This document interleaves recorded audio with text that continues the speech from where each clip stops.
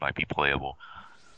It would be really cool if we stopped doing the only support characters, because it's kind of like, to me, it's like, okay, so you're gonna take the time to tease us with these characters, but we can't you do anything with them. So, I mean, I think it would be really cool if the supports were, there's no such thing as support only characters, and then we could actually play as those characters, because it kind of feels like they know that people are going to want to play as these characters, but they don't want to make them full characters for whatever reason, and we never get real explanations. Like with the Sound 4, a lot of people were saying for Generations All, we'd love to see them playable, and they didn't even really say, to my knowledge, they didn't really say why they weren't playable. They just said, oh yeah, they're just going to be support onlys. So I think that the fact that there even are characters that are support only, when they say 72 characters, now, when they say 72 playable, do they mean, 72 legitimately playable characters? Or, because I believe for Generations, when they said the character number, I think they included the number of the support only.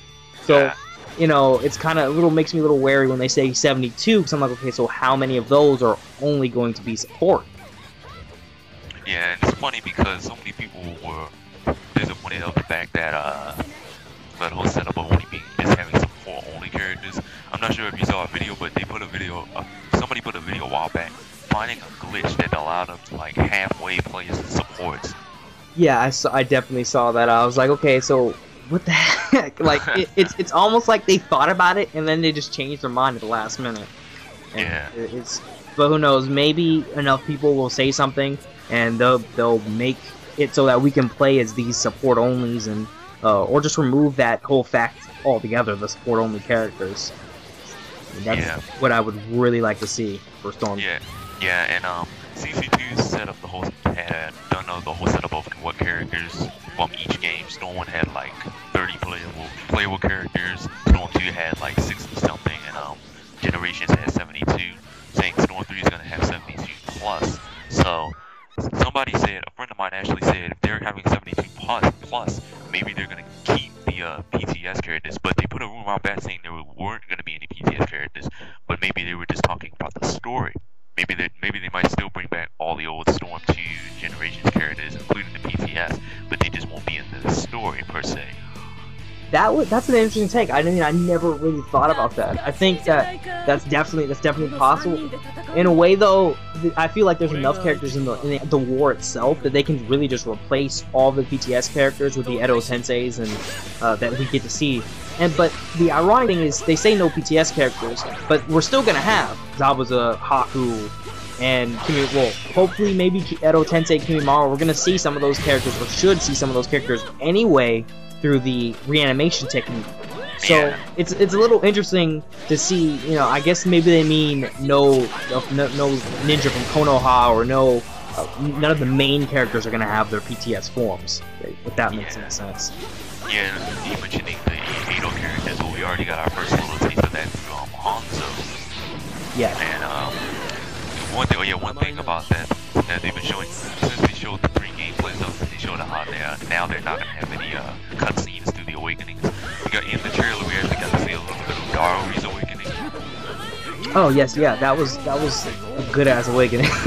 Daru looks like he's one of the characters I'm excited to play as. Yeah, and you notice one thing that I've been kind of a little bit of worrying about is that glitch that allows you to not glitch, but feature in the game called the mid awakening combo that allows you to be able to do a combo in your normal form, awaken to cancel that out and finish off in your awakening.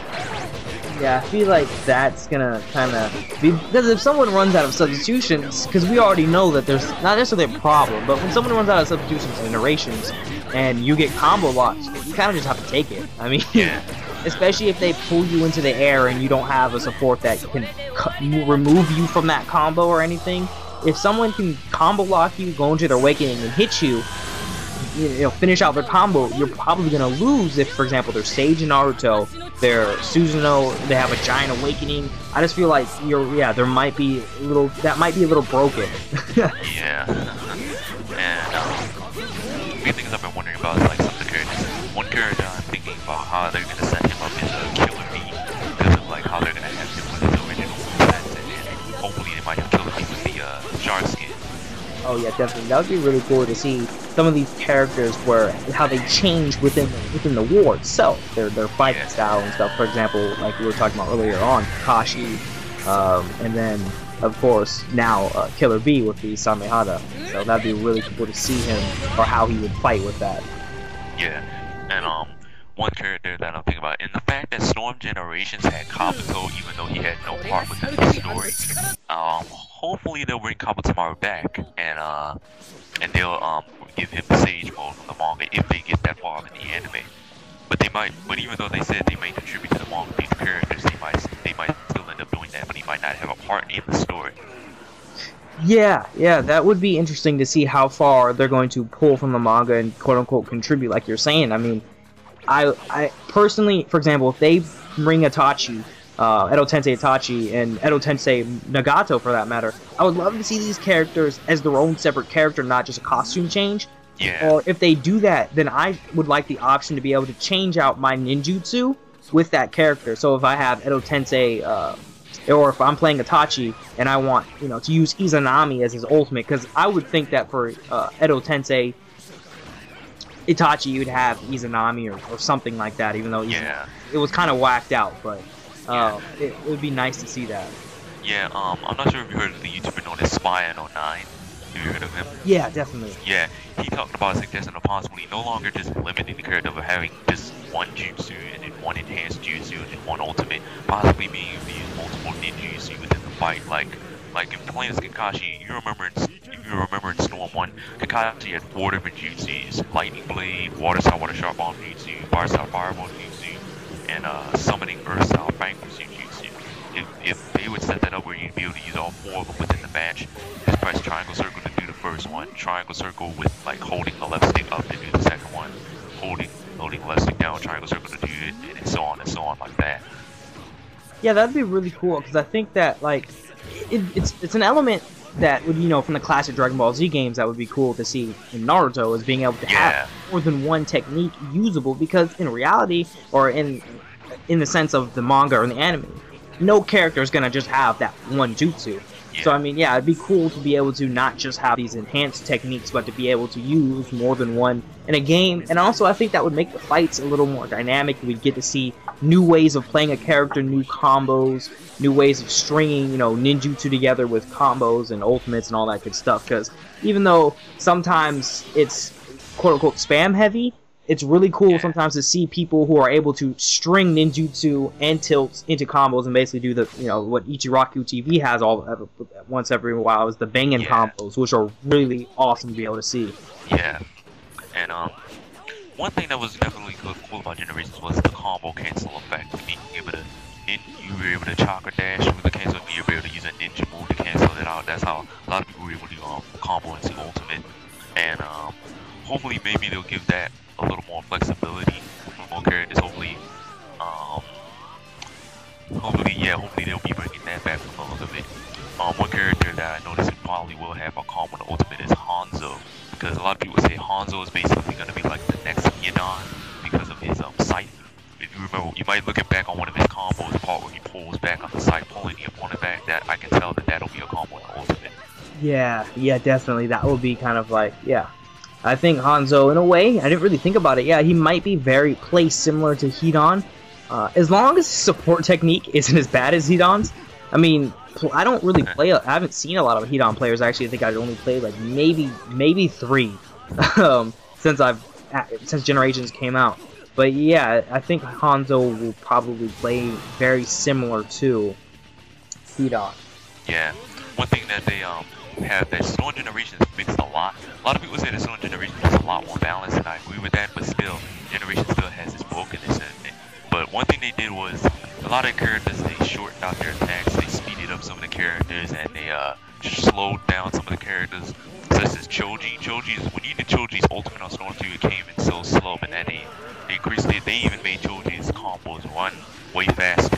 One thing about Lee, older Lee, they made his ultimate come in way faster. Oh yeah, yeah. I think I agree with you on that. Is kind of, there's a lot of changes to the game for Generations, but sometimes they're a little too extreme changes. It's like they got a little too happy with the changes or with the with everything, and they kind of went overboard. And there wasn't a middle ground. Because yeah, I think that Generations, ironically, I find it pretty broken, but I can't stop it. I mean, no, even for all its goodness, it's still an extremely good game, I guess, because I mean I've seen a lot of people who say it's so broken and they will never play it again, but yet they still play it. So yeah, and then one thing that's a little bit annoying is like we were talking about the characters like Pain having support as multi-hit, and then you have all these support characters who do multi-hit like Anko or Susano'o Sasuke. Yeah, Susano'o Sasuke, Darui, I believe C. Then you also got that one character Chio, and of course Hidan and PTS Guard. They need to shorten out. They managed to shorten out Chio's attack, her jutsu, but they honestly need to shorten out Hidan's jutsu. Oh yeah, that goes on for, or at least make it so that when I sub, I don't sub back into the same spot, you know. Yeah. Because it's interesting to me how for some characters when you substitute, you'll substitute behind them for when they attack you, or sometimes you'll substitute above them. To right back in the same spot you were in. They need to make up their minds on the substitutions, because I know sometimes when I'm playing somebody who's using KCM QB mode chakra mode Naruto, they'll use the ultimate, and sometimes I have to use 2 subs to get out of it because I'll sub above it, but there are other times where I'll sub behind that person. So they need to really just decide, when you sub, this is where you're going to appear, because it's really hard sometimes to try and figure out what the hell you're going to do when you don't even know where you're going to appear when you sub. Yeah.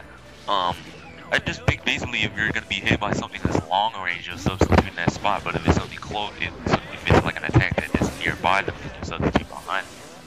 Yeah, or something like that. I mean, it's just weird, because like sometimes it seems like it's planned out, but there's other times when I'll be playing, I don't know if maybe the game is glitching or something, and I'll sub in the same game at that same sort of situation that happens later, and I'll move to a different spot. Yeah. So I just feel like it needs to be a little more clear on if you're here, you're gonna sub, over here or something like that.